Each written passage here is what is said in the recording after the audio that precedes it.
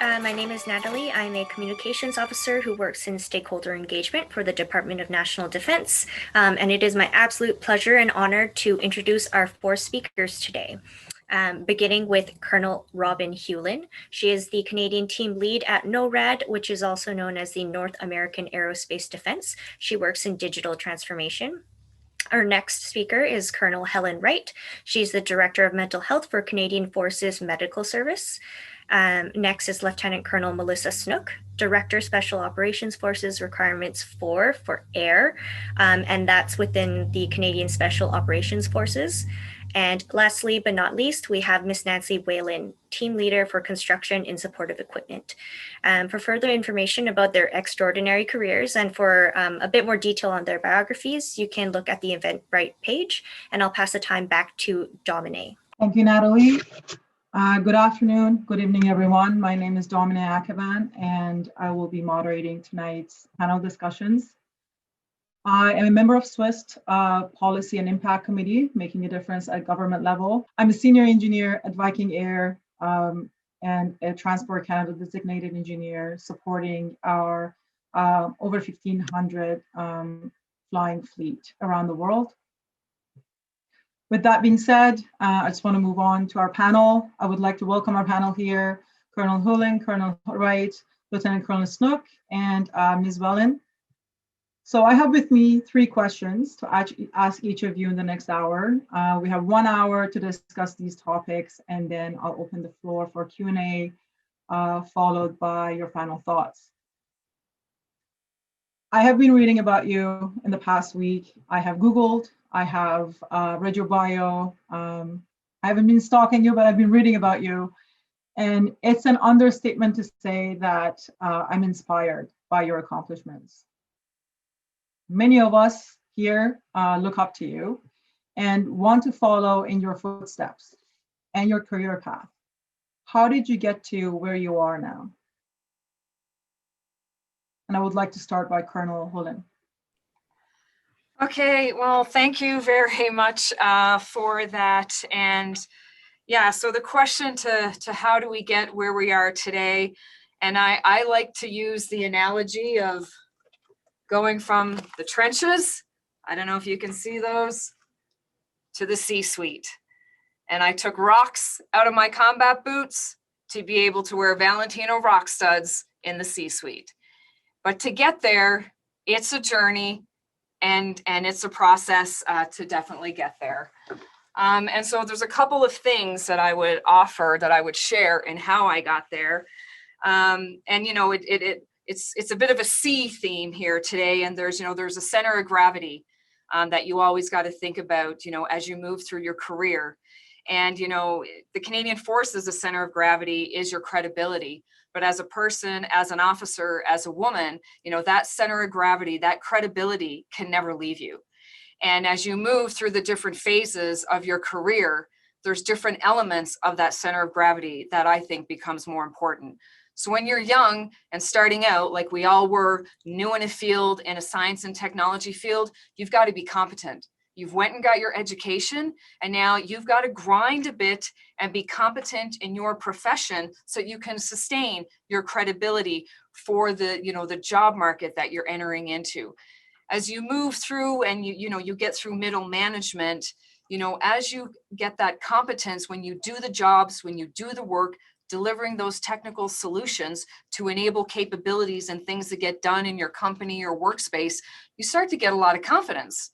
And as you're dealing and you're talking about your solution space with your peers and colleagues and having success, confidence comes with that. And, managing that confidence while maintaining your credibility, there's a very fine line. So you always have to be aware of that. And then I think, as you get on in your career, so you're the doer earlier in your career. And then as we get farther up in our career, now part of our job when we get to the executive level is, creating space. You now have to understand, manage senior level expectation, be able to translate those technical jargon to senior level management so they can understand those technical solutions that are being delivered. So you got to have confidence, in doing that. And then finally, as you move through, and you will have to prove yourself at every level, every new job, every step that you go through, you will have to prove yourself. And that always takes courage. And, you know, and again, you have, if you're competent and you have the confidence, you're going to have the courage to go forward and, you know, speak and create that space that you need to be created for your success. So very early in my career, you know, I had someone tell me about the 3 Ps: poised, polite, professional. And I carried that with me as well.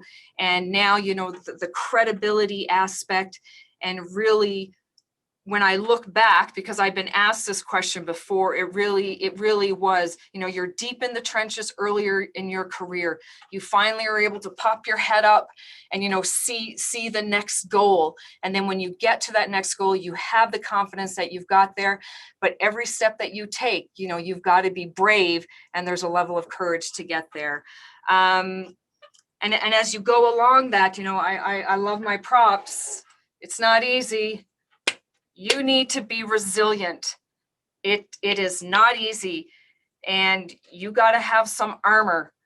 But if you're competent and you know you're confident and you have that courage, that's when you're going to get your resilience, and you'll be able to work through to get to the next phase. So those are the things that when I look back that I can now, you know, share moving forward. And I think I will hand it off because I may have a few more nuggets as we go through the other questions here. So I think I'll hand it to, I see Melissa on my screen maybe. So if I may, moderator, I'll hand it over to Melissa.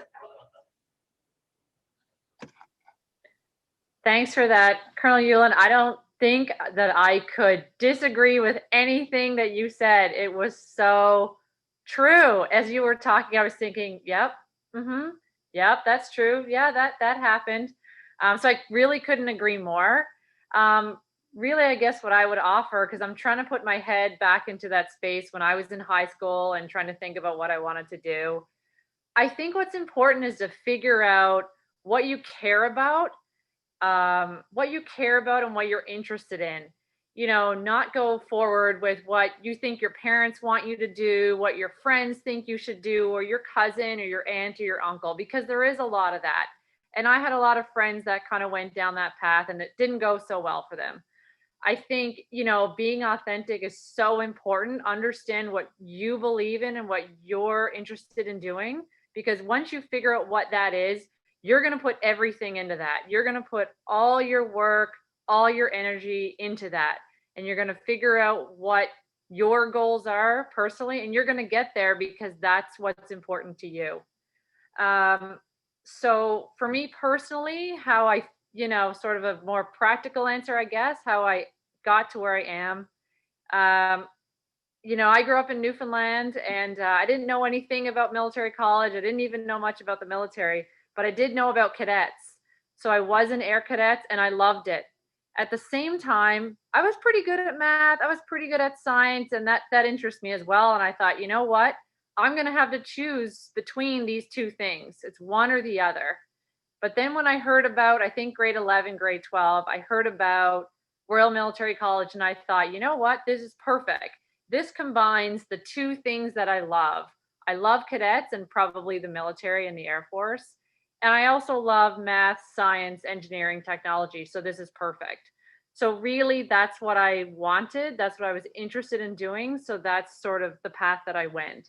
So I tried to keep that in my mind all along the way as I changed jobs and asked for different opportunities. What is it that I want? Not what my parents want or what my boss wants me to do. It was always about being true to what I believed or what I was interested in. I guess from here, maybe we'll hand it over to Nancy, if that's okay with you, Natalie. So hi, everyone. Thank you, Melissa. We seem to be going through the same path because a little bit like everybody else in high school, I was kind of almost desperate to leave my hometown. Not quite brave enough to pack my bags and go to Europe for a year, but just itching to do something a little different that would matter to me anyway. And like Melissa, I did join the cadets, except I was in the Navy. And then when I ended up joining the military, I realized that the Navy was not quite for me. So I ended up joining the Air Force. And that's how we kind of got started with military college. When you're looking at, I know I remember from trying to pick a career when you're like 17, 18 years old through the military, it's not easy. And you're kind of going through a path that you're not quite sure you're going to go. And one of the one I knew about was construction, because my dad was an electrician and he worked a lot in construction. And I used to love looking at the plans, lines on the drawing and seeing, and I would go on job site with him to look to see what actually was happening. So as part of my trade, that's what I picked is construction engineering, not knowing what it actually translated to in the military, but it ended up being a really good thing. So I did about 20 years in the military, 16 of them in the Reg Force, sometime in the reserve because I took a break in between. And what I found is for the first 10 years of my career is like Colonel Ulan was talking about having the courage to ask for something, to go a little further, to do something. We did that with every job, but what I'm realizing right now is I didn't really know what I wanted. It's you're kind of following the path and people are kind of telling you a little bit of where to go. And it's only once you reach a certain maturity that you start thinking, ooh, this is really what I want to go in my career. And for me, that happened when I got my first job as a reservist. I became a project manager in ADMIE, which is Infrastructure and Environment with the Department of National Defense. And they're responsible for delivering all the construction projects across Canada for the Canadian Forces. And I found out that project management for that type of project was actually something I loved, even better than any other job I had done in the military. And that's basically where I kind of got my path started, where I kept adding skills and when you feel good and you feel happy, and if you feel good and you feel happy, you usually get really good at what you do. And that's kind of where I am right now.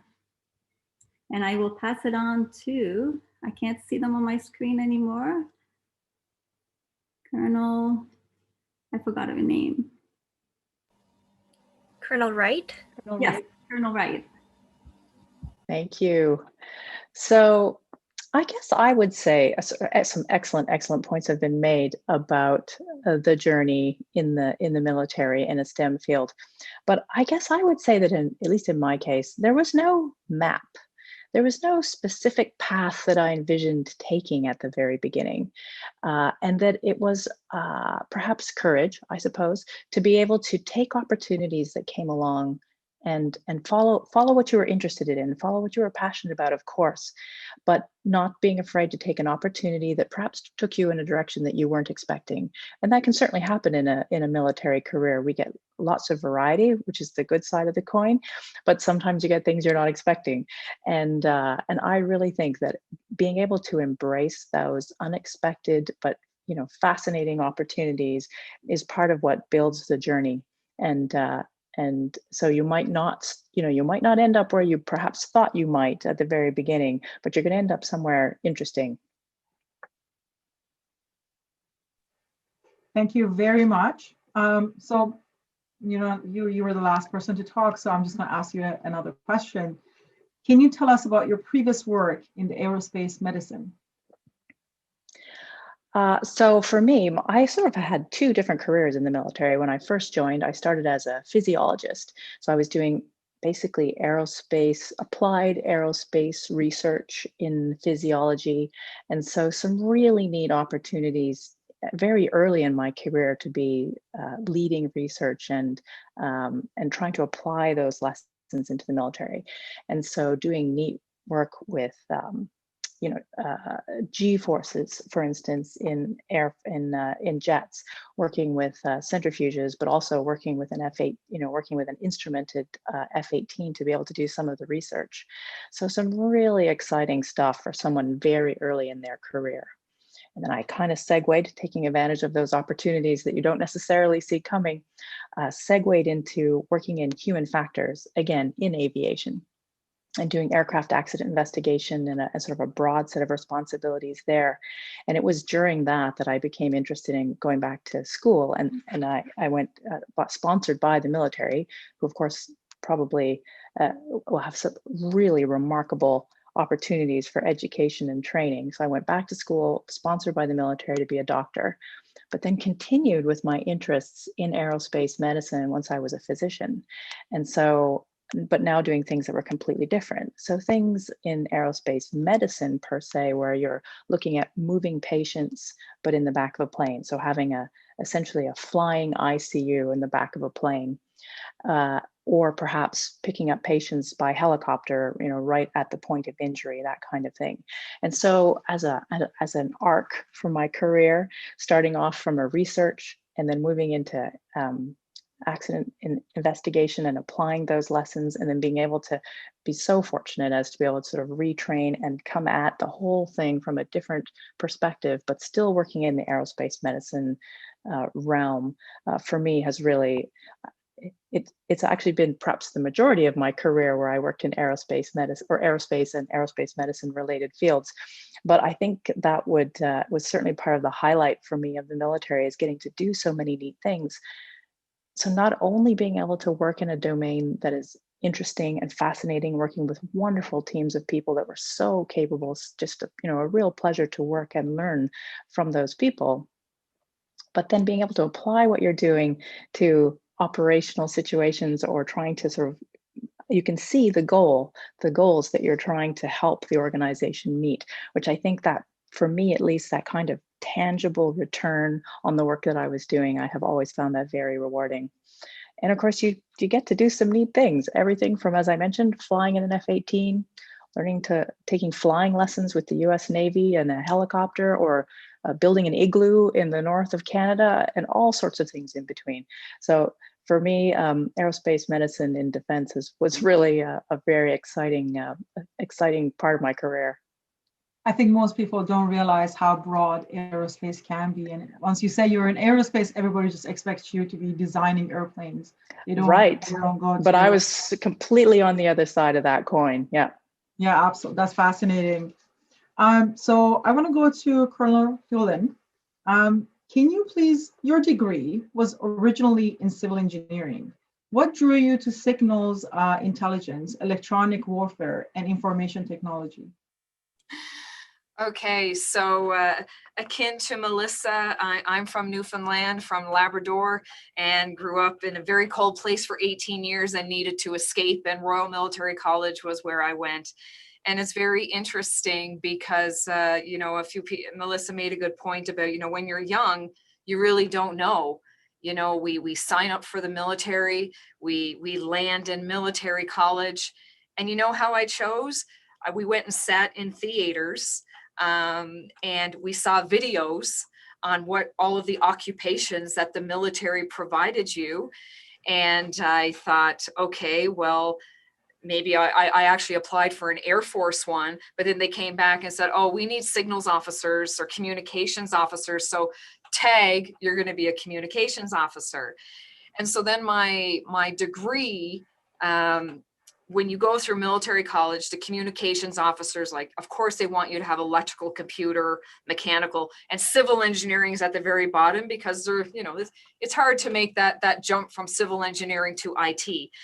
So really, my engineering degree was, that I could do that hard work and problem solve and get an engineering degree.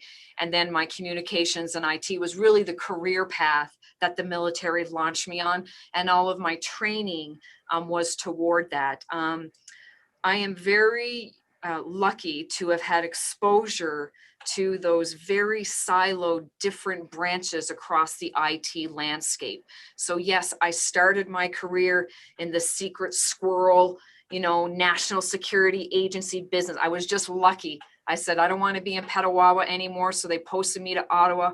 I landed on this amazing job. Then I got deployed to Bosnia as the electronic warfare troop commander. Again, where you're doing the secret squirrel stuff, And then I landed down at NSA again. But then when I came back to Canada, like the career, right, those offerings, I went hard into information technology and got exposure in that. So it has just been, you know, the military has a wide menu within your field of different things that you can touch. And I have been so lucky to almost touch every element of what a signals or communications officer can offer in the Army. So you were talking about your deployments. What is it like to serve as a Canadian Armed Forces member in Colorado, US? So I was speaking to a few of the ladies before, and this is my second time being posted or serving in America. And probably when we were, you know, in Afghanistan, there was a lot of publicity, and there was, you know, you could see that partnership that our two militaries had. Our militaries had that long before Afghanistan, and we have it again, and we will continue to have it. There is a respect and trust toward Canadians, I think, from the US military that is extremely special. And if you ask any Canadian Forces member who has had the privilege to serve alongside the US forces, it is eye-opening. And again, it's a real honor and privilege. They take their profession extremely seriously, and they let us into the circle of trust.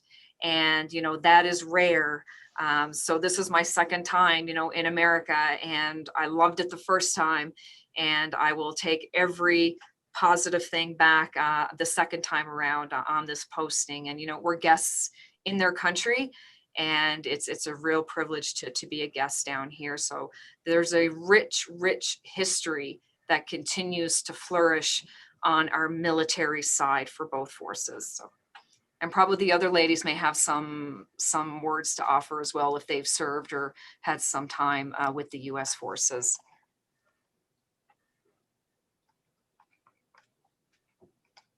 Okay.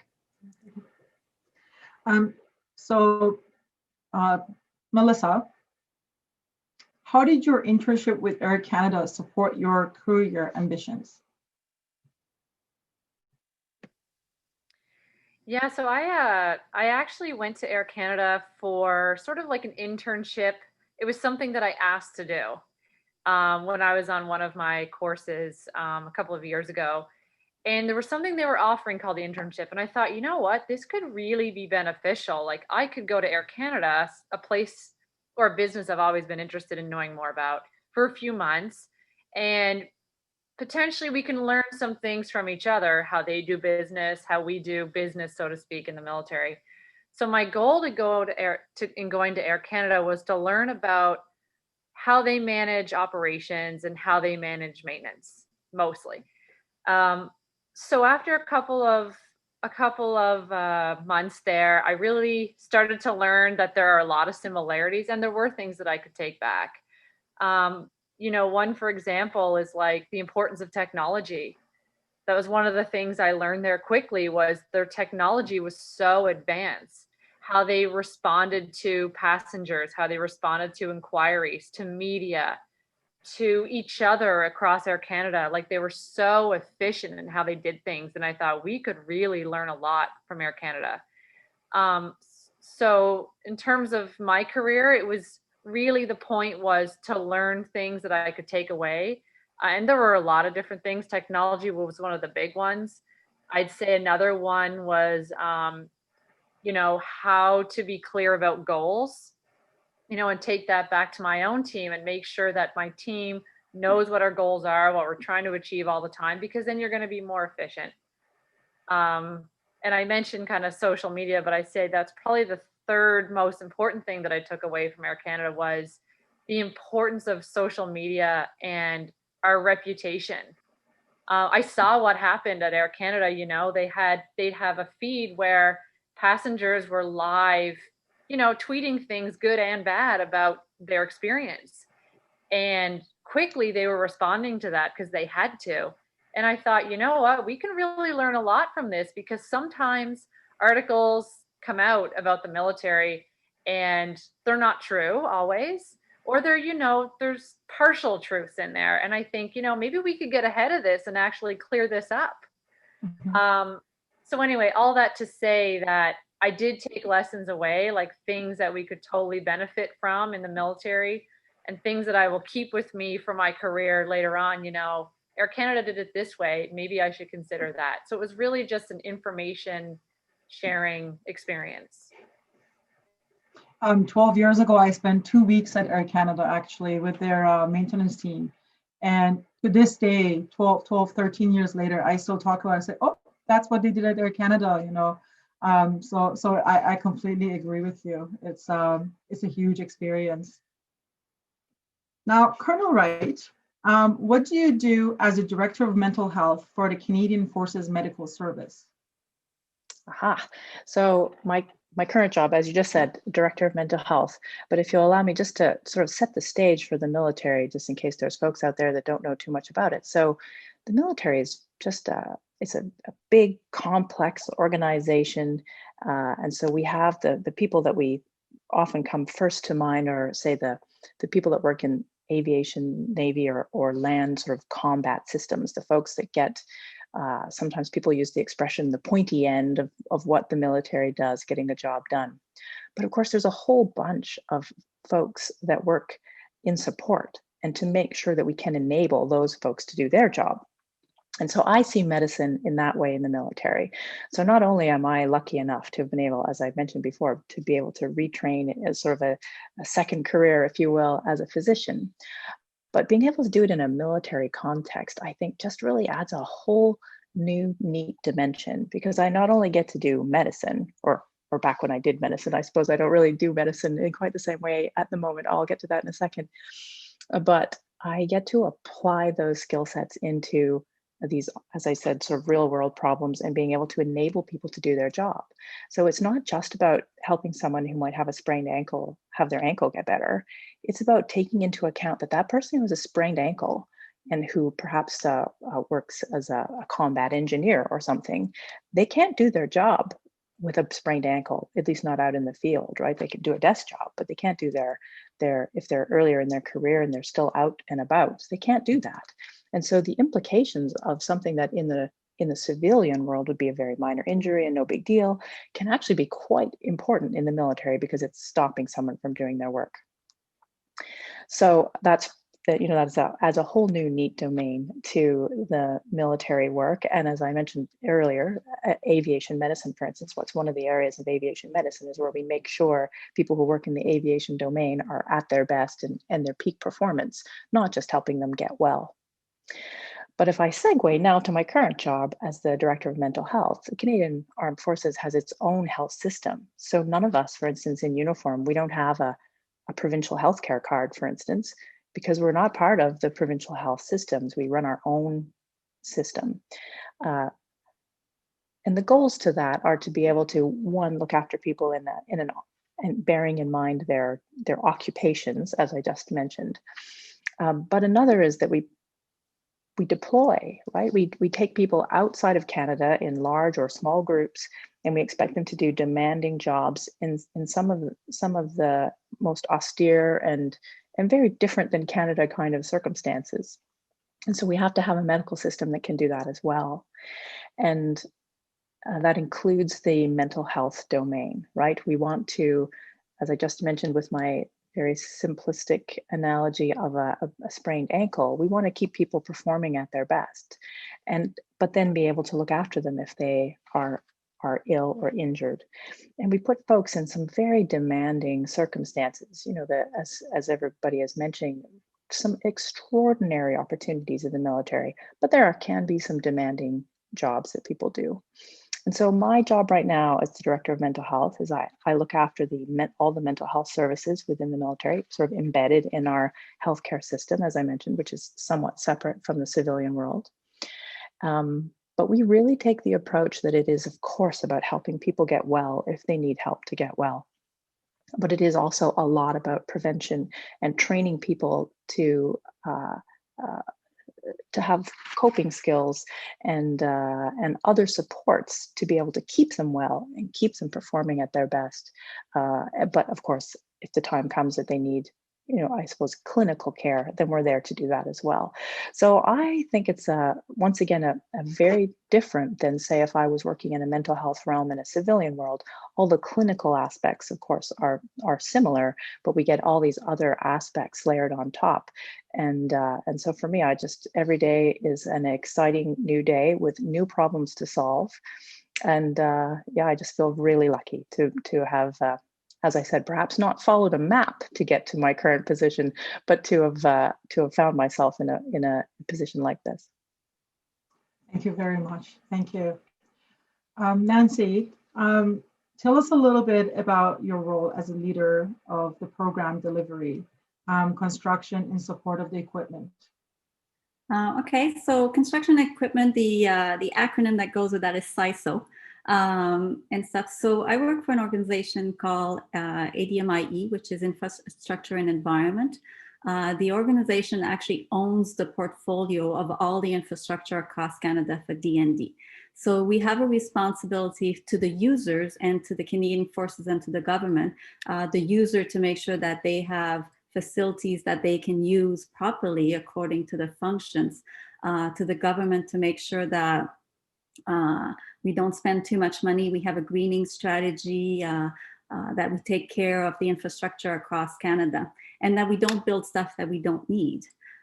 So as part of this program, since National Defence have many large equipment projects, and just to name a few, we have the Future Fighters project, the Canadian Surface Combatant projects. Some of those projects, because the technology is new or the capability is new, requires investment in infrastructure. These projects are so big and so they span over 15, 20 years. And what we found is that anything to do with IT or anything to do with infrastructure, we were kind of just a little peanuts in the corner that was more annoying than anything until they needed it. And then by then it was getting a little late because we were behind the ball all the time. So part of my job is to bring that forward, is to make sure that the project recognize that there's a need and recognize that they won't reach the capability that they need without IT and without infrastructure. So we try to put in some process in place. So the bulk of my job actually is stakeholder engagement, is to make sure people at all level know that we exist, that we can help them. We're actually going to help them achieve this capability at the end of the day. The new fighters can't work without new hangars, unfortunately, because it's a new generation fighters and our buildings are so old that we can't have the right security. We don't have the right IT system in there. So all this work that comes in, we help set up the requirements, and we also help set up the implementation of how we're going to do this work. So it's very heavy, and like I said, stakeholder engagement, politics, a little bit like Colonel Ewan was saying at the beginning about translating senior management expectation and how you bring it back up the chain to make sure that the right steps are happening, the right amount of money is put aside. And so that's kind of part of what I do. Wow. Your biography mentioned that your daughter is soon graduating from engineering as well. Yeah. What advice do you have for young engineers looking to get started in their careers? I would say be yourself. Know your strength.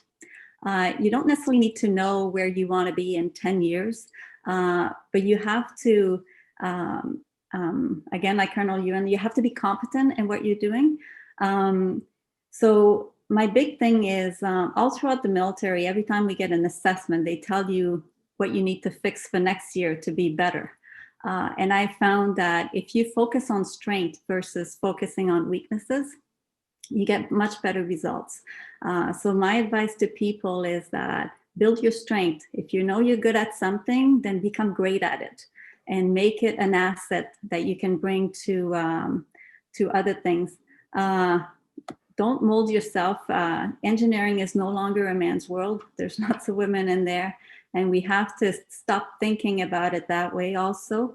Women are as good as a man for most of the jobs that are out there, and I'm not saying all of them, but most of them. and stuff. And I think that women can bring some really great ideas to the job site. So what I'm telling my daughter right now is we're talking about it. She's kind of debating between going what we call boots on the ground, like directly with a construction company, or going with a consultant firm and stuff. And she's really going back and forth, and she doesn't think she's qualified for anything and stuff. And when I'm looking at what she's done and different things, it's really about wording your resume according to the job. Most people don't, like, she didn't know that she did any project management activities in all the jobs that she's had. And then we got talking about the thing. I said, well, you wrote a communication plan. That's a project management activity. You organize a conference. Well, that's stakeholder engagement. So it's about using the right keywords for the job to show that not only you're marketable, but you can actually move forward. She seems to be leaning towards boots on the ground construction, which I'm really happy about. I have nothing against consultant, but I find that if you're right in the thick of it, you might not do as much engineering work, but you learn so much from everything around you and stuff, and you build a thick skin fairly quickly if you have tons of guys around and big tractors that love what they're doing and stuff. So I think it's a good thing to see what a line on the plans means on the ground and bring that experience forward. And especially the quick thinking is when you're drawing something, you're always planning. It's always about the next step and stuff. If you're on the ground, you have to react quickly, and you have to learn to make decisions on the spot and be able to solve something. So I think the skills that you bring forward in your career, it's not something that she needs to do for 20 years, but if it's something that she could do for the next 5 or 6 and build that confidence level in herself, then I think she can do anything after that. So that's what I wish all the women. Build your strength. Thank you very much. Thank you. Lieutenant Colonel Snook, what are the Canadian Special Operations Forces, and what is your role with them? Yeah, so in the Canadian military, we have Army, Navy, Air Force, and we all start in one of these groups, as you've kind of heard over the last few minutes. But we also have Special Forces. So the Special Forces is a specialized high readiness organization. And what I mean by high readiness is that we are on a short notice to move. So we could get called out to go anywhere in the country or outside of the country, internationally, pretty much at any given time. So because of this, we only take people who apply, because it is a significant demand, and you don't want to do it for your whole career because people burn out. I mean, we're all human, right? So you have to apply and get selected. But that being said, anybody can apply. So it is an excellent place to work if you want to be busy, if you want to travel, see the world, those kinds of things. So sort of in line with, some of the other comments that were made, confidence is a big thing. Like, I didn't really know what it was when I first joined, and I thought, do I really have what it takes? Like, do I know anything about this? Yes, I'm an engineer, but maybe it's different. What do I know anyway? And I kind of, went back and forth. And then I thought, you know what, if he can do it, so can I. So what's the worst that's going to happen? I don't get in. Big deal, right? So now I've been in Special Forces for 5 years. I've done 3 different jobs. I've applied for all 3. I've been selected for all 3, and I've deployed with them. So I just say that just to kind of use it as an example of when you're not even sure if you can do something, you can go pretty far. So believe in your abilities and your confidence. So my current job right now in Special Forces is that I oversee air. I oversee air and Special Forces. So specifically, right now I'm looking at any new ideas for equipment that can go on our helicopters or our unmanned air vehicles or drones, as people know them. Any sorts of equipment or capabilities that we can add, good ideas. trying to keep up with technology, of course. Those are things that I work on and look at pretty much every day. Wow. Tell us a little bit about your time at 427 Special Operations Aviation Squadron. You've done many amazing things, including working for the CBS and currently overseeing aviation requirements for CANSOFCOM. It's 10 letters. What about your experience with 427? Make it your career highlight. Yeah, I'll try to limit those acronyms because they're not useful sometimes. So at 427 Squadron, I was the senior engineer and manager for our helicopter maintenance. Wow. So I had a team of about 100 technicians, all different backgrounds, who I managed. So our job was to ensure that our helicopters were ready to deploy at any time. We never knew when that was going to happen. So we had to be always on our game, making sure we were efficient with our time and our helicopters were always ready to go. And it was really a career highlight for me because I had like this incredible, exceptional team of people who wanted to be there. They loved their job. They were giving it their best. And at any given time, if somebody said, I don't really want to be here and I don't really want to do this, it was not a problem. We would give them a different job. So I always felt that people want to be here and we're a strong team and we're always working towards the same goal. Although that might sound obvious, sometimes you get in a job and the goals are not clear or everyone's working towards different goals. So it was a career highlight for me to have such an exceptional team all working towards making sure we had helicopters ready for operations. And I guess I would add to that, the biggest strengths that I think I had that enabled me to be successful there were being organized and asking questions.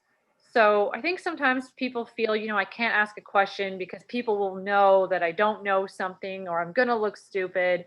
But I will just say that there aren't stupid questions. When you don't know something, you have to ask, because how do you make a decision if you don't understand? And from my experience, people like to talk about their jobs. People like to talk about and share what they know. So they're eager to tell you. So I would encourage, asking questions when you don't understand something, and you're going to learn from their knowledge and their experience. So it was really a highlight for me to have such an amazing team, accomplish a lot of things, and also learn a lot that I know has helped me since then. Thank you. Colonel Wright, in your biography, you mentioned working in Iraq. How did you support improvements to the medical system there? Excellent.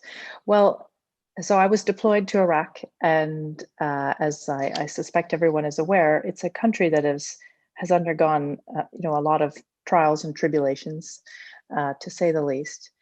And they came from a situation where they at one time had a fairly robust healthcare system, but because of the many troubles that the country has experienced, their system had become very fractured. And so although I was there with the military, working with NATO, working embedded with Americans, so working on the military side of things, I had an unusual skill set in that I came in as a physician who was used to working with healthcare systems. So I spent the time there trying to assist in how we could help put the system back together. It's not something that one can do quickly, of course. It was really more about setting the conditions so that over the coming years, it could be put back together. But it was a fascinating experience because, as I said, I was working embedded with military people. But in a situation like Iraq, there are a lot of other countries and non-governmental organizations who are also trying to help. And so it became, for me at least, a situation where I would find myself going to embassies to hold meetings with different countries and negotiating and advising them also about where would be the right place to put their resources. And then trying to coordinate amongst all these different well-meaning, but not necessarily interconnected agencies to make sure that we weren't duplicating effort or leaving large gaps in other places. But one of the other interesting challenges was it became really clear, which is perhaps less clear in our system because we are blessed with being able to have both resources and trained and experienced people. But in a situation like Iraq, where lots of different countries and or non-governmental organizations wanted to do something, so the easiest, not that anything was that easy, to be honest, but would be to donate equipment or buy an ambulance or something like that, since again, I was working with healthcare.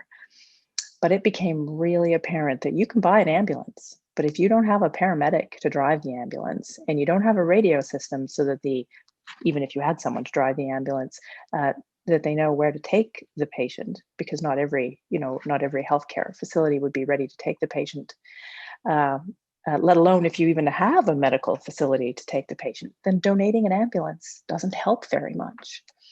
And it really came down to the most valuable commodity, I suppose that's not quite the right word, was people who were trained and had experience. And that was really hard to replace. To try to train a nurse from someone who has no medical experience, that takes years. A doctor, even a paramedic, for instance, to staff an ambulance. So that became an enormous barrier, was trying to establish training systems in a system that had so much trouble that their training systems had fallen apart as well. So it was a fascinating experience of trying to thread through and find the places where we could make a difference, and actually make a difference, not just say buying equipment that would then sit on the shelf unused, which unfortunately did happen in some cases. But I think one of the lessons learned there comes back to what we're talking about today, and STEM fields, for instance, that still the most valuable commodity is being someone who has taken an interest in getting an education, let's say in a STEM field. You become so valuable, even if you don't stay right in the field that you trained in. Let's say you trained in engineering, and as we've already heard, you might stay in engineering, sort of hands-on engineering, if you can say that, for only a few years. But it's an excellent springboard to take that experience and move into other fields, whether it's management, leadership, even if you don't even stay in the same field, that it's that education and that interest and energy that you put into it that makes the people and that training so valuable, whether you're in a very unusual circumstance like a country like Iraq, or if you're here in Canada. So it was really a privilege to be able to be there and do my small part in trying to help. But some really interesting lessons that made me see our system from a different light. Thank you. Ms. Bellen, what has the transition from engineering in the forces to construction in support of the equipment in D&D been like?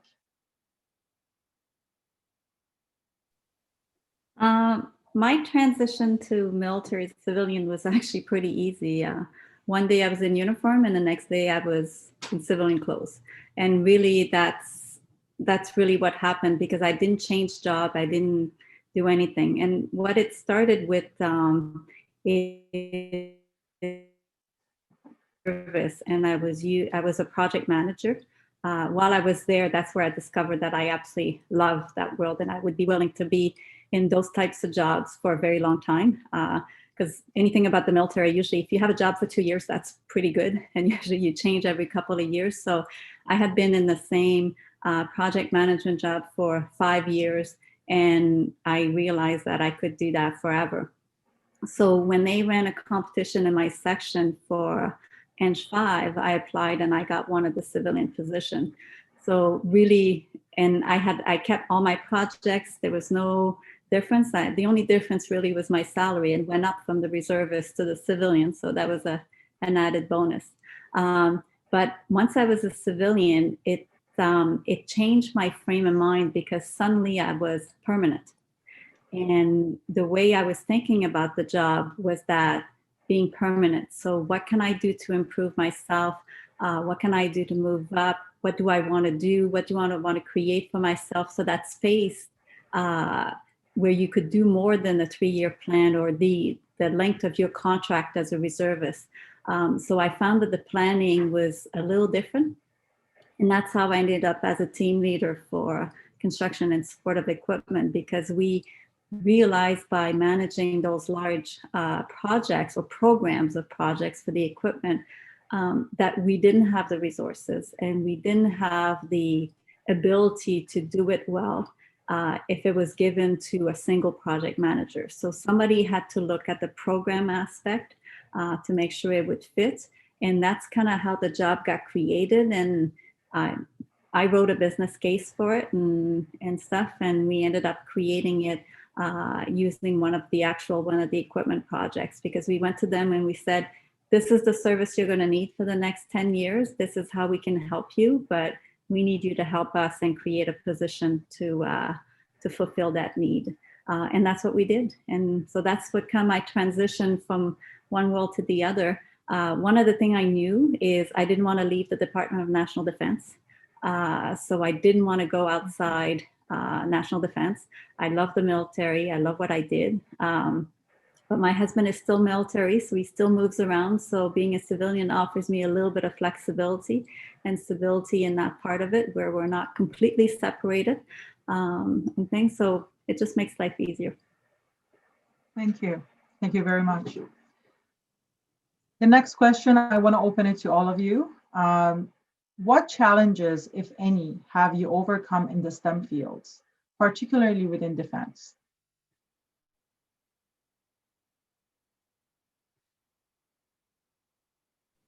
I can start on that one. I'll start way early in my career when I still thought that engineering was a men's world. One of my first job coming out of military college, I must have been 22, maybe 23. I was posted to Halifax, where I had a section where we had basically all the trades, electrician, carpenters. It was about 120 people. And the first week I was there, one of the supervisor came in my office and looked at me and he said, "My kids are older than you." He said, "I don't think you can do this job," and walked out of the office. And I'm like, oh my God, this is not starting really well. And that's where I learned where a lot of the position that even in real property that we were getting into, they hadn't been a lot of female that were in charge of those workers. And that kind of broke that barrier and stuff. But it all went back to being competent, showing you know what you can do, showing you can handle, I call them my employees, but really they were stakeholders. Like, how do we manage the stakeholder? How do we engage them into moving forward and moving past that frame of mind and stuff. So it took a few months, and then by the time I left, they kind of forgot that I was a woman, and it was about, you know, getting the job done and moving forward, and we haven't heard anything else after when there was other people going in. So it was a good eye-opening, but it was also a good experience. Thank you. I have to say, if I could build on that, I had some very similar experiences at the early part of my career where perhaps people, and of course this was, gosh, 30 years ago, where women were not seen commonly yet. And so people didn't quite know what to make of it when you first arrived. But I have to just really emphasize that once you show that you are just as committed, willing to work just as hard, and that you were just as capable, that all of those things did just melt away, and the teams would learn to know you and trust you. And just as we just heard, those differences didn't make a difference anymore. I don't think people really noticed. And I think that we owe a lot to many of the pioneering women who came even before my era, who really broke down those barriers and started to create those circumstances where it became just not something that was not a big deal.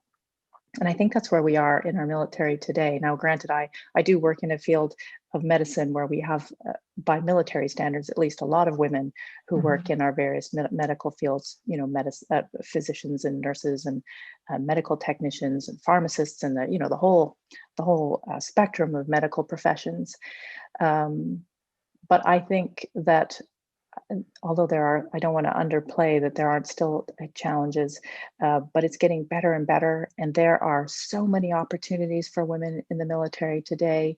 One of our goals in the military is to increase the number of women, and so the door is wide open for people who want to come in and take on this sometimes unusual lifestyle of the military. That is absolutely true, but as I said, the door is wide open for people who want to come in and give it a go. And there really is every reason that someone can be successful these days, I think. I would just make one other point, though. I think that in STEM fields, some of the barriers have really nothing to do with any of the identity factors that someone might identify with. It's that we want to be cutting edge. We want to be on at the lead of technology and be able to empower our teams to do what needs to be done. But it can sometimes be challenging in the military. We're a government department. We have to follow all the same rules and conventions that a government department would need to follow. And so that would be one observation for me that I think is a bit of a challenge if you're someone who is in a STEM field and working in the military, is that sometimes we are a little slow to be able to, you know, we're just not, sorry, maybe a better way to put it is we're not quite as agile, I think, as we would like to be with respect to, you know, staying right up at the front of technology. But we do get there. I mean, we do know what needs to be done, and we do get there. Thank you. You know, my observation is that usually in aerospace, aviation, it's a very slow moving industry. So it's, yeah, I wouldn't be surprised. Any Colonel Pullen, Lieutenant Colonel Snook?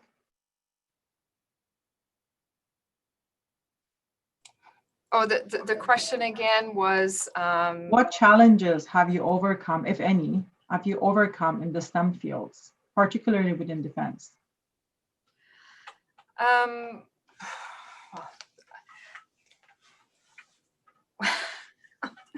Well, if I was standing up in front of you, you would see that I'm only 4'11.5". So there's a lot of judgment that is passed on me at 4'11.5", a woman officer, female from Newfoundland, you know, so there's a lot of judgment that gets passed. And irrespective of the field, I just think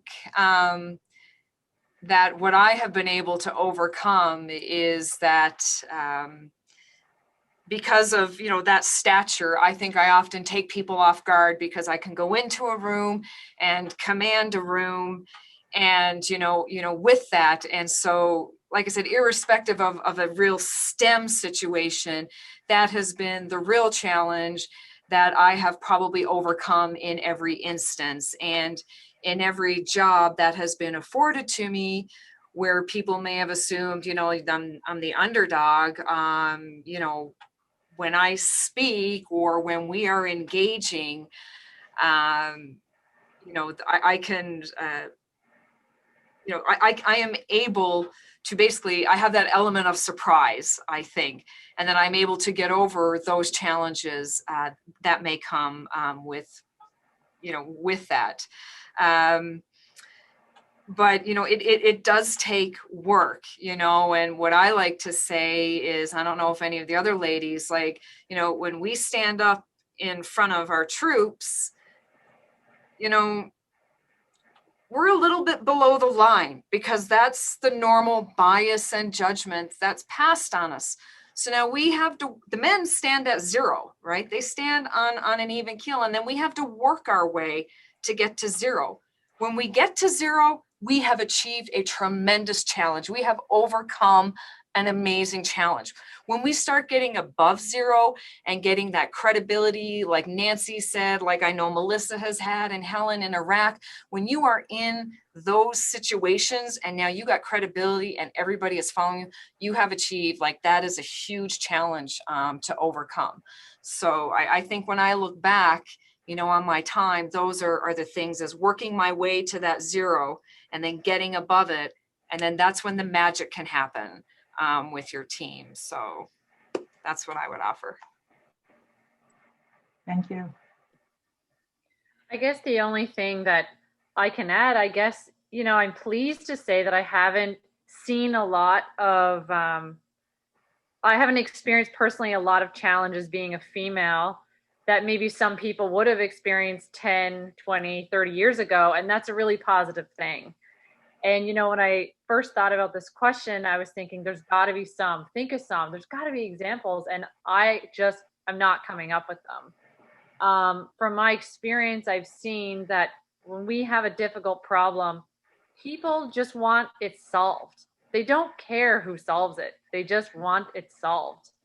So, and what I've seen is that people are more inclined to, more and more especially, to bring in people with different perspectives, you know, different ideas, different perspectives, whether you're male, female, doesn't matter where you're from, just all different sorts of perspectives, because that's what you need to solve the problem. Yeah, that's all I would kind of offer in that. Thank you. So the next question is again open to all of you. What are your next career steps?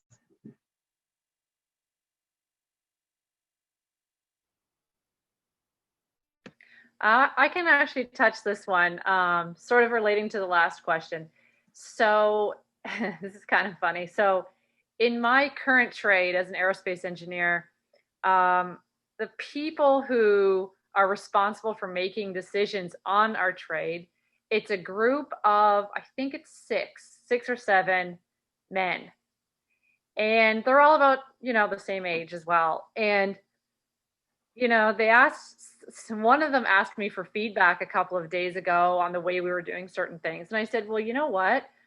I think you need to start bringing other inputs into this group because it's biased. I mean, you have people of the same, like all men, same age, same generation, making decisions for our trade, which is filled with so many different people, all ages, all backgrounds, that I'm not certain that we're making decisions that represent everybody here. So my feedback was, I think you need to consider bringing in different inputs from different generations, male, female, different backgrounds. So anyway, the only way that, you know, I was thinking this relates to the next question is, in terms of like where we're going in our career and what we're going to do, my point to this group of managers of my trade was, hey, if we're going to talk about where we're going to go in the future in our careers and for our trade, start getting other inputs from people, because all the answers are not going to come from that one group that's automatically biased, if you know what I mean. So, I mean, that's just kind of an anecdote to kind of add to the conversation. Thank you. Are we allowed to say retirement? That's the next career goal. To tell you the truth, I don't know if I want to move up right now. Like I said, the position that we created is a great position. It's a perfect fit for me right now. We're making great progress. We're bringing in a whole bunch of different other equipment projects. My goal would be to make a permanent position, to have some type of follow through, so we could train somebody else to actually do that job, because it's not something that you can easily come in. It's the same thing as all the jobs we've been in, where you have to gain trust. And this one, we're gaining trust from large project management office on the equipment side. It's not easy. A lot of them are run by military, which change every 2 years, which means the mindsets of the group change every 2 years. So to have a little bit of consistency. So for me, I guess a career path would be to create that section that we need to really be able to manage those changes and be able to, when I go, know that the work hasn't been done for nothing, that you brought value and that value will keep going and stuff. Things might change a little bit. There's a couple of positions I got by pure luck that just got offered and things. And even though I hesitated, I took them and it turned out to be a really great decision. So I don't know, but right now that's my goal, is to really improve, because this position has only been created a year and a bit ago. So it's not a well-established, I guess, position right now. So there's big plans out there. So I want to make sure those big plans are happening. So, and next retirement, my big thing.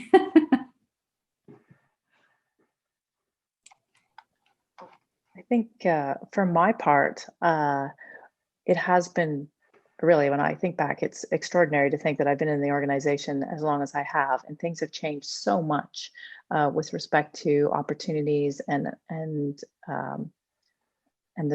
I guess the diverse nature of the people that we have in the defense in the Canadian Armed Forces. But we still have a ways to go. And I think everybody knows that, senior leadership on down, everybody knows that we need to keep working so that we can better reflect the Canadian population. And that means encouraging women, but people of all sorts of backgrounds and life experiences to come and join us and do the work that we're doing. And so I think for me, I'm getting towards the end of my career, but I'm not quite ready to go yet. And so similar to what we just heard, I think that one of the places where we still need women is in some of the senior positions. Now, I don't want to give you the impression that we don't have women in senior positions. We absolutely do. But I believe from the if we look at the ratios, it's one of the places where our ratio of women starts to fall as we get into more senior ranks. And so I'm willing to stick around and see what other opportunities might come along. I really like being a leader, really like being able to see the system from that perspective, and having the resources to really make the decisions and then look for the solutions. And so I look forward to at least enjoying doing that for a few more years. Thank you. Okay, so for me in my situation down here, my next career goal is I do have a 6-year-old boy who I'm doing online homeschooling with right now. So my military career is, and then my next career goal has to be, I have to be a better online school teacher at home. But no, definitely, as you know, I am near, potentially nearing the end of my career with just a couple of years left down here. And, I have a little guy, and, so for us, my next career steps are, to definitely maybe be more balanced as I move forward, no matter what it is, whether I stay in the military or not. I mean, I started my career as a real careerist, and then had my only child, my only son, at 40. So that was late to definitely bring a child into the picture. So, and I am a true champion of this environment. I got I was on an amazing course a few years ago that really changed. It was so empowering and enlightening.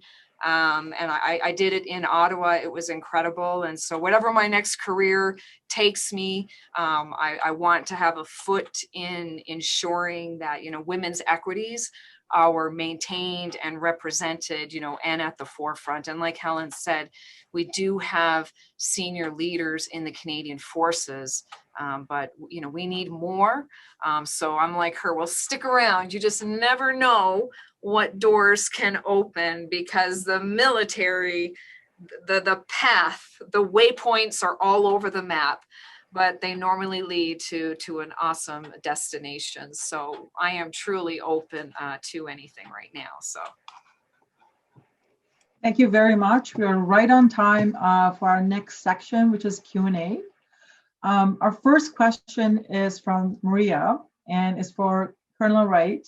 Have you been on the Vomit Comet? And for those of you who don't know about Vomit Comet, it's a NASA, well, it refers to a NASA program that introduces astronauts to zero gravity space flight. And because of the feeling of getting sick, it is dubbed Vomit Comet. So yeah, Colonel Wright, please. That is a great question. And I'm smiling broadly because sadly the answer is no, I haven't. But it was something I so badly wanted to do early in my, well, I guess I'd still, if someone gave me the chance, I'd go do it now. But something I really wanted to do is when I was so involved in aerospace sort of physiology and research, just really wanted to see what that sensation of zero gravity would feel like. And that's one of the ways to do it. So it's a great question. But sadly for me, I didn't get a chance. Did you ever volunteer for it or ask for it? I never had an opportunity to volunteer for it, but I absolutely would have. A lot of that research, of course, is run in the United States. And although we did have sort of collaborative research, I was just never in the right place at the right time for that. But I did get to do a lot of other things. Booked a lot of time in our human centrifuge, for instance, doing various research projects. As I mentioned, I had an opportunity to fly and be at the controls of virtually all the aircraft that we have in our inventory, as well as some that our military partners fly as well. So I've certainly had my share of what, to me anyway, were such cool opportunities, but never the Vomit Comet.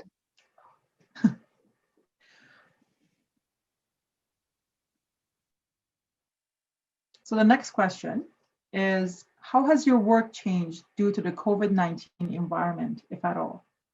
And that's open to everybody. Well, let me jump in because in the medical realm, it will be of no surprise to anyone that COVID-19 has had an extraordinary impact on what we're doing. But one of the areas where I think COVID-19 has really moved things forward is with respect to telemedicine and virtual care. So that's where you might, instead of going to your doctor's office, or in our case, our clinics on our bases, that you might do it by a telephone call or perhaps by video, just like we're doing today. And pre-COVID-19, there was a little bit of that happening, perhaps in support of work that was happening in the northern parts of Canada and that sort of thing, but it had really never quite caught on. But suddenly with COVID-19, everything changed overnight, as we all know, because we all lived it. And suddenly to be able to protect our people with respect to infection control, being able to do that kind of remote medicine when indicated. I mean, there are still some times when you still need to physically go in, of course. But in my particular domain right now of mental health, quite a lot of it can be done without the patient physically being in the clinic. And in some cases, without the care provider being physically in the clinic. So the care provider could be at home and the patient can be at home, and we could still hook them up and get done what needed to be done. So that'll be, and I think, and this is not an original thought, many other people think it as well. I think that COVID has fundamentally changed that aspect of medicine, and then that will stay with us even when the struggles of COVID start to resolve. I'll go next. I think our work got busier because you don't have to actually physically move to attend a meeting. They seem to pack more and more in the same day. I also think that it changed people's attitude, especially some of the management teams that we had where if people were asking to telework, it was kind of seen as a bad thing.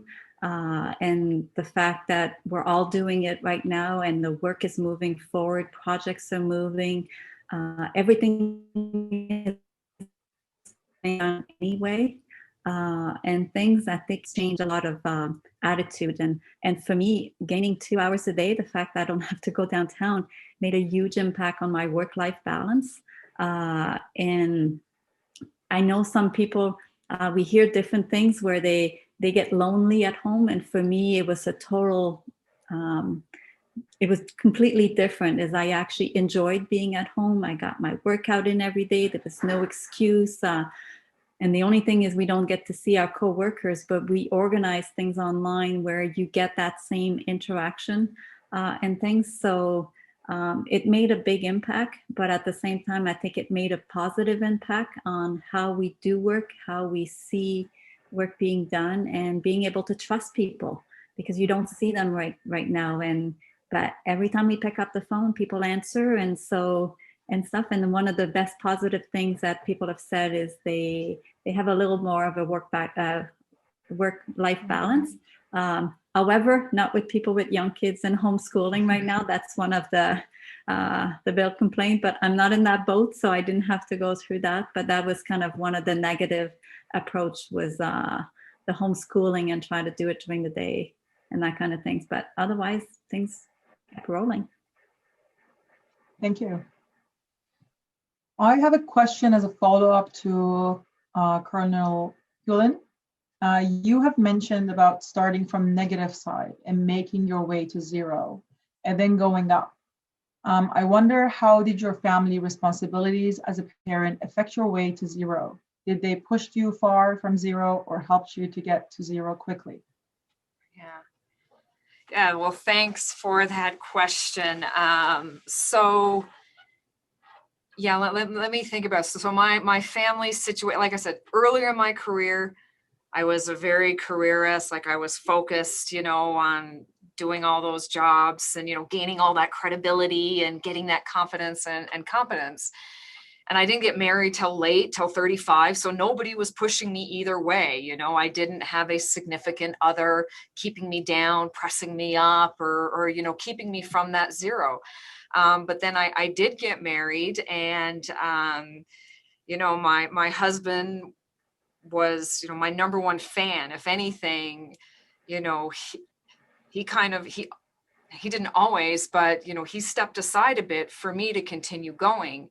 And then when I had my child, again, when I was 40, I had him in June and I went back to work in August. So my husband took that parental leave so that I could, take command and, have that amazing once in a career lifetime opportunity.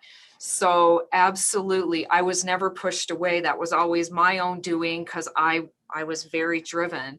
But yet when I had my little guy, I was so lucky that my husband was able, to support me in such a huge role and, continue to progress. So yeah, that was my journey from parent and the zero bar. So.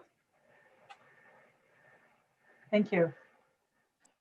The next question is somewhat similar, and it's open to any of you. What advice would you have for young women who want to be professionally ambitious while balancing family life?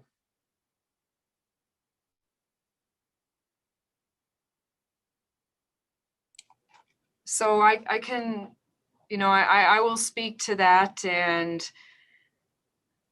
yeah, so for me personally, my only regret in life was that I had my child too late. And maybe had I started thinking about a family earlier, I would have had more. So if you think you want to have both, you can, but it's not easy. And you have to be at a point in your career and in your family life to carve out the space to put those guardrails on your time so you can continue to meet both of those demands. Because if you ask any mother out there, any working parent, it is not easy.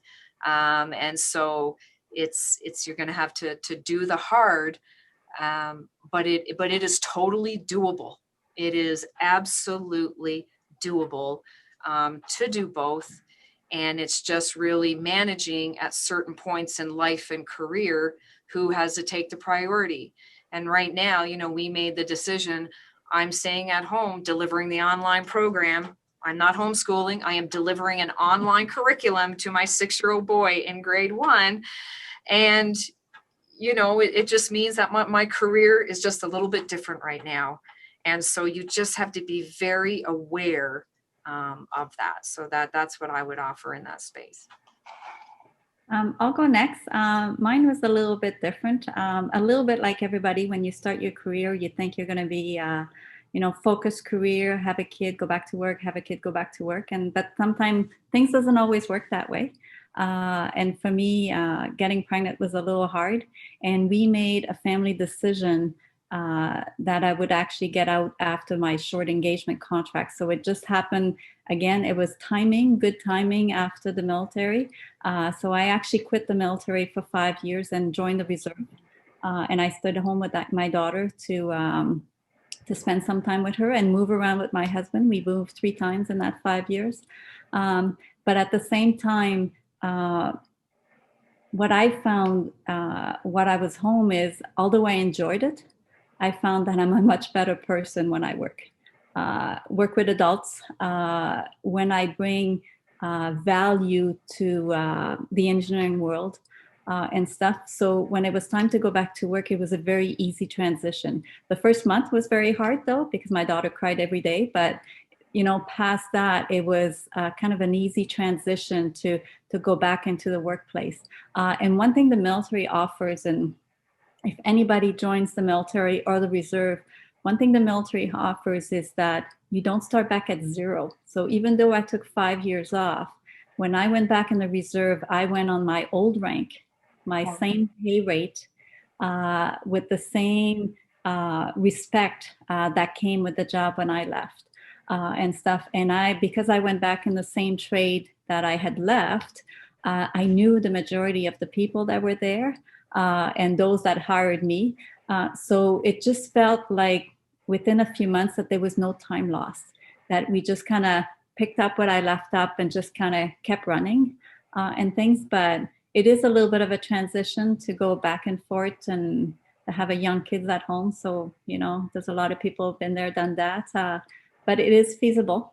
And that's where your partner chips in. And it's not about a women's job or a man's job. It's you're both raising a child. And if you're doing it together, it usually works. Thank you. The next question is from Jessica. And it's, how did you overcome imposter syndrome early in your career? What advice would you give to your younger self? And it's open to anyone.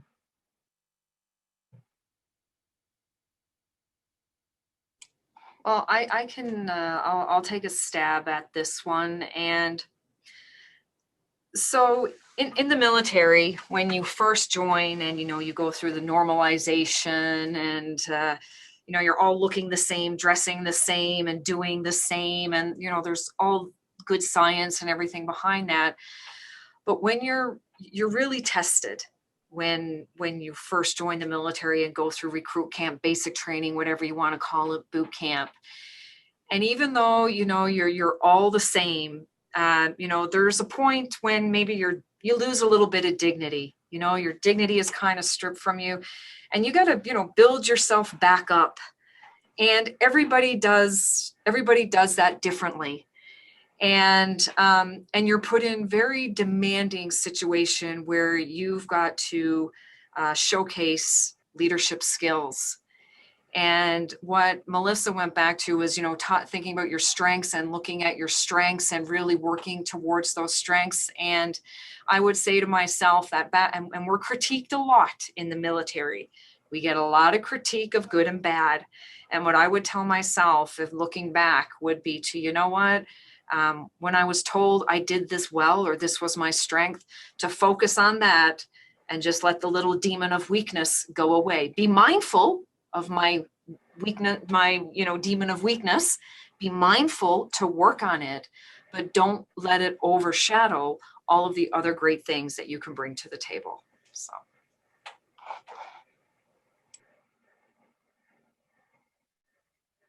Thank you. The next question is from Maria, and her questions are amazing.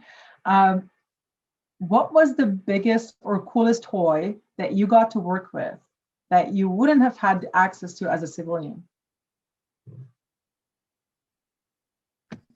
Did you say coolest toy? Boy, yes. So in terms of like equipment kind of thing, I would say for me, definitely flying on helicopters for sure. Spending every day, you know, it sounds weird, but smelling the fuel, being there, touch, you're nodding, you know what I mean. Um, Being there every day, smelling the fuel, being able to touch the helicopter, going on a flight whenever you want to see, you know, your work come to fruition. So it's, you know what, this aircraft is flying today because our technicians worked on this problem. We solved this together. We were able to get an approval and now it's flying and I'm flying on it. So it was very rewarding. And I would say just the coolest toy is just the helicopter itself and being able to touch it, smell it, you know, be in it, fly in it all the time. Actually, when I went on mat leave, the smell of the jet fuel was what I missed the most. When I returned to work, that's the first thing. I went on airside and I was just breathing it all in.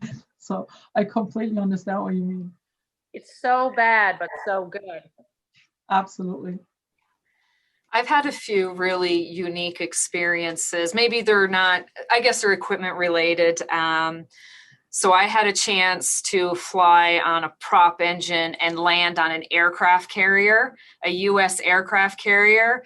So we took off from Florida and you're sitting in this, you know, this little plane, you're sitting backwards and you land on the aircraft carrier, you know, on that hook, right? Just like you see on the movies. And it was like awesome. And I don't know if the other Air Force ladies know this, but when you're on there, so you sit backwards and you hold your hand like this because you do lose your breath. And then the air technician has a cowbell. And when you're about to land and hook onto the deck, they ring that cowbell and you just absolutely like, you know, lose your breath. So that was amazing. And then I had another amazing experience in the Persian Gulf, where I took a barge out to one of our naval ships and so left the dock on a barge and then embarked to one of our frigates, you know, from the middle of the ocean, you know, onto the frigate, going up the ladder, you know, that you see on TV. And it was just amazing. They're probably not STEM related, but some awesome experiences that maybe can inspire you. So For me, it started in training. We got to destroy a tank. So we were shooting some pretty big live munition to shoot a tank. So it's not something that you do very often, and very few people actually in the military will get to do that. So that was kind of a neat thing.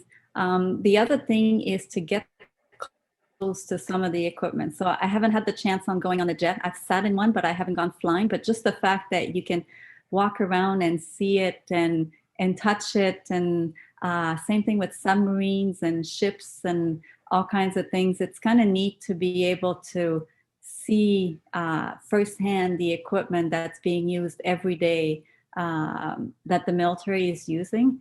One of the advantages of doing this construction and support of equipment is we get to see some of that equipment. So I'll actually get to see the new fighter jet when they come in and stuff. And so this is kind of what I'm waiting for, is for that building to be done and for the fighter jets to come in, because it's going to be new and it's going to be secret, so people can't go close to it. So the fact that you can this one time is going to be, I think, amazing. And for me, I guess it's interesting that we all sort of have an air theme going, but as I've already said, I've just been so lucky to get to fly. And of course, even while I'm listening to everybody else's answers, I'm thinking, oh, that was super cool. I should tell them that story. And I'm like, oh, no, tell them this story. That was super cool. But anyway, amongst all my super cool stories, I will tell the one was when I was doing my training as a flight surgeon. And that's sounds like an old-fashioned term because we use the word surgeon, but it's really just a military tradition, and it just means doctor. So it meant that I was doing my training after I became a physician, to be able to do medicine with people who worked in the air environment. So I'm doing this course, and I spent a week flying with the snowbirds, and they were doing workups for their show season, of course. But they were a little bit behind because the weather had not cooperated with them. But I was super lucky. So the week I was there, they had fantastic weather. They were flying 3 times a day to try to catch up with their training schedule. And yeah, it really stands out in my mind as one of those weeks where I just kept thinking, oh my gosh, I feel like I'm in a movie. This is just so extraordinary. So that's one of my stories. Thank you. Thank you. The next question is, how did your STEM education prepare you for the careers you're in today? Can you highlight any particular skills that you have learned in school that helped you better manage your roles today? Yeah, I can answer that one. So my degree was in physics, and although I don't deal with physics, problems every single day, what I have taken away is paying attention to detail is so critically important. And when you're working on your degree and going to your lab and solving problems, they teach you that the details matter, the numbers matter, and it is so true. In everything that we do in our field, the details do matter, and we have to get them right. And good enough is not good enough. I would say the other thing that I've taken away is being organized, and you could probably say that that's something you take away from any degree. But when I don't know about most other people, but when I was taking my degree, it seemed like the classes were endless. There was just so much stuff, so much material, so many like files and binders, and I guess it's not so much paper anymore, but like trying to keep things organized, trying to keep your schedule. At military college, it was pretty busy. Trying to keep your schedule organized, it was challenging. And it 100% prepared me for what I'm doing today in my job. Staying organized, staying on top of my calendar, definitely is critical. And there's a lot of people I've seen over the years who aren't organized. And even though they may be super smart and super good at their job, it's very detrimental to them because they're organized, and they're less effective because of it. So the two big things I would summarize there: detail and being organized. And for me, I would build on what Melissa just said. Is I think especially because those are both two very, very important things. But I think coming from a STEM field in particular, one learns critical thinking. So to be able to look at data, assess the value of that data, not just take it, just because somebody said it, and then being able to incorporate that into your understanding of a situation or a problem, and then of course then apply problem solving to it. So I think that critical thinking, which I think we're seeing more and more in today's world, is perhaps lacking. But that's where coming from a STEM field, I think, is a true strength. And then being able to apply it is really important. I can add to that. So when I started at military college, I was very French. The environment is, they say it's mixed French and English, but really it's 80% English and a little bit of French and stuff. And even though we did classes in French, the environment was in English. So I found it almost draining to try to always keep up and catch up. And that took a while. And that's kind of what, so for what it showed me, for me, was not really the degree, is the fact that making it through that engineering degree and the years at RMC pretty much proved to me that I could do anything. So it was kind of a good eye opener. My marks were not that great. My daughter, when she did first year engineering, God forbid she ended up with a 70 in one class, and she was almost crying and stuff. And when I showed her my mark, and she's like, really? And you managed to finish? I'm like, yeah, so it's not the end of the world, And it was just about making it through the thinking process, the resilience, and being able to just make it to the next week and the next year and things and stuff. And Thank you. Thank you very much. So I just want to see, do you have any final thoughts for us? We have another 8 minutes. If you have anything to add that we didn't go through. I have another question. So, hi, can you hear me well? Yes, sure, go ahead. Okay, so I know there is an air cadet program in BC, and I think in other provinces as well, and it is giving a great exposure to our kids to the armed forces life. So, and that program needs quite a bit commitment, about 3 months, 6 months. So I'm just wondering if you have a more flexible initiative or mentoring setup where girls can join if they are curious about exploring the life as a military person, or they can become familiar with the career path. So if you know about any other program, please let us know, because we have a mentoring initiative in our organization, so we can take advantage of that. Thank you.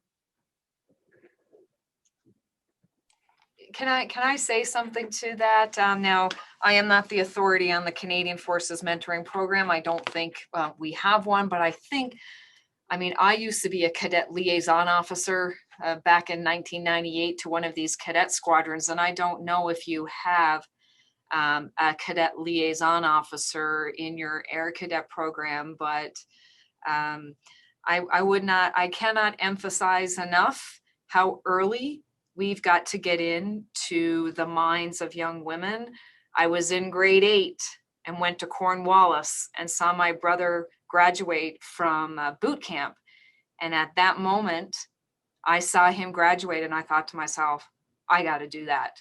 And I knew from that moment that I had to join the military. I wanted to be that proud of myself, because when you see soldiers out on parade and they look great and it looks amazing. And I thought, oh my God, if my brother can do that, I can do that. So I knew for me, it happened, I was 12 or 14 years old. And I think it's got to happen even earlier. We've got to influence, the young women even earlier. So I would hope you have a cadet liaison officer. And I don't know if there's a recruiting center around that maybe be able to help you with that. Yeah, maybe that could be a first step, is if there's a CLO in your area. Thank you. Thank you very much. So do you have any final thoughts? I have one. So just to build on our strength, I would tell anybody out there, just go for it. And always aim a little bit higher to what you think you can do. I find that women underestimate their skills and their strength, and you can always aim higher and fake it till you make it, because usually it doesn't take very long and you have the skill. You just have to believe in yourself that you have them. So just go for it. The worst thing that can happen is they say no, and you don't have anything to lose. And thank you very much for today. Thank you. Thank you. And from my perspective, just building on what was just said, that getting a grounding in a STEM field, I think just to recall that can lead you in so many directions. Even if you took something like engineering, I know so many friends, colleagues, relatives, practically everyone in my family is an engineer, but you don't have to, that doesn't mean you need to be doing electrical engineering and actually sitting there with a pair of pliers. Taking these kinds of degrees in these sorts of fields can lead you in all sorts of directions, whether that's with the defense or not, but including in defense. And so I don't think you can go wrong choosing a STEM field, even if you don't quite know what you want to do with your life yet. Opportunities will present themselves. Thank you. So for me, I would say you may not always be seen, but make sure you can be heard. And being heard doesn't mean that you've got to be loud and aggressive. Being heard means using your voice, because you all have a voice, in the right way. And there was a few threads as we went through today.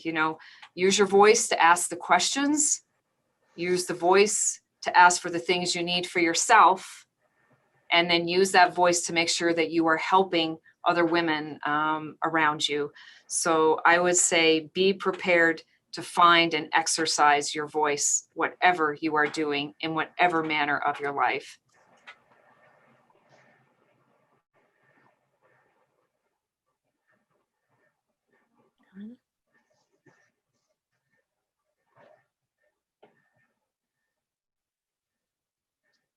Lieutenant Colonel Snook. Yeah, so I mean, I love Colonel Wright's advice that, you know, you can't go wrong in the STEM field. These, you know, skills and abilities are so sought after, and that demand is going to increase. It is not going to go down. I mean, we all know what's happening with technology. Like, the demand is there for programmers, for software engineers, computer scientists. I mean, the list goes on and on. You really can't go wrong. And I agree, just go for it, because the worst thing is, you know, with opportunities and things, is looking back and saying, man, I really wish I would have done that. You don't want to have those regrets down the road, looking back and just wishing that you would have gone for it. So I say the same things as kind of what the others have said. Go for it, use your voice. Thank you all very much. This has been a very informative session, at least for me. I know it's been for everybody else as well. So I'll just pass on the mic to Christine. Thank you. Okay, I'm at the end of the career. I'm retired. And if I could go back, I would so join the military. You have sold me, all of you. So Melissa, thank you. Robin, thank you. Helen, thank you. Nancy, thank you. This was phenomenal. I learned so much. I love the smile in your voices because you're obviously enjoying what you're doing. I was impressed with the brain power represented by all of you. Mind-boggling, okay? To have the life you have, to be doing the interesting work and the challenging work that you do, and you do it for us. I can't thank you enough, because you're solving practical problems and you are doing this basically for us. So a big thank you for that. Then a thank you for being role models, because you're role models not only for science and for women and for defense, but for the combo of all of that and of the opportunities that defense presents. So never stop, please don't stop. And if you're going up in those echelons, keep going. We're here and we're cheering you on. You are fantastic. And then finally, I'd like to say to all the people who attended, don't forget, there are fabulous job opportunities with defense. There's a fabulous life for you. And it's fun, and it uses your STEM skill set. And what a life. So again, to quote Melissa, oh man, I wish I'd done that. Thank you so much to all of you. It's been a fabulous afternoon. Thanks, everyone. Thank you. Thank you and goodbye. And yes, oh man, I wish I'd done that. Bye-bye. Thanks so much for having us. Thank you so much. I have to run, but I just wanted to compliment everyone. Damina, you did an excellent job.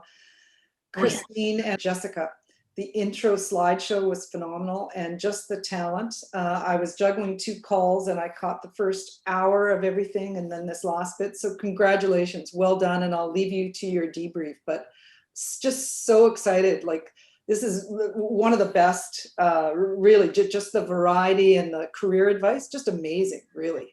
Were very engaging. Yeah, I was catching under every word. Yeah, you know, so was I. So I have to run, but just congratulations. Everyone just did a phenomenal. I mean, thank you. I'm just so, and Maria, you're closing. Oh, yeah. just the energy. It's just fabulous. I had tears in my eyes. Oh, Maria often does that. She makes us cry.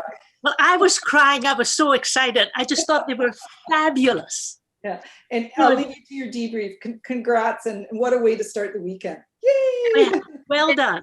Bye. Thank you. Yeah. How did it go, Natalie? Hi. Wait, I'm gonna do a screenshot here. Hold on, hold on. Let's do a screenshot. Jen, we can't. You can't hear me. You can't hear me. I can hear now. Oh, smile. Okay, I think this is the, oops. Okay, ready, set, go. There you go. One more time. Okay. I'm going to pop off. I just wanted to let you know that that was really wonderful. I did my best to capture it on social. So job well done, all of you. I know it's no easy feat pulling off these virtual events, but it was really great. And there was some really awesome wisdom shared. So, And I was Christine. checking and liking and sharing the tweets. You're amazing, Jen. You're tops. Thank you. Thank you By social, do you mean Twitter? Where did you capture this? Twitter. Twitter. Yeah. Okay. There was I'll be on Twitter after. Okay. Have a good recap. Talk to you soon. Thank you. I'll be in Thank touch, you. Christine. Bye. You're amazing, Dominic. I can't even I pronounce was. it now. I have to practice it like for a month. Thank you. It's so hard because with the background, I use my hands quite a bit. And so I had to sit like this as soon as I moved, the thing moved around. So sorry if I call them by first name, the second set of questions, because they were calling each other by first name. So I was like, should I call them Colonel? Should I call them their name? So I apologize if I use the first name a couple of times. It shouldn't be a problem. They're all not the type of people to mind it. It's just generally speaking, if it's a civilian person addressing a military person in a public setting, we try to use their titles to signify respect, unless the speakers say, oh, no, like just call me Melissa or whatever. But the default is use the title. Okay, thank you. No problem. Yes, exactly. An event with Natalie for International Women's Month. So yeah, great job, Dominic. I'm so proud of you. Thank you so much. Thank you. First, it's Dominic's first time actually to moderate, and I kept pushing. It's I think the challenge is, everybody was listening and taking it in, and I was like, my jaw is hurting from all this smiling because I was so excited. But I had to also take notes to see which one they actually answered, which was so that one was but yeah, thank you very much for the opportunity. This was, it's such a great way of starting the weekend. I think your experience in aerospace really lent itself to the moderation role because you could relate with the speakers much more than I would be able to, for example. And I think they noticed that there was some shared experiences and that helped them open up a bit more and be a little more spontaneous as well. So thank you very much for doing the moderation. Thank you. Thank you for the opportunity. And we'll let you go to your son. Yeah. Thank you so much. Thank you. Have a good weekend. Thank you very much. Take care. Have a wonderful Bye. week. Bye-bye. Thank you. Bye.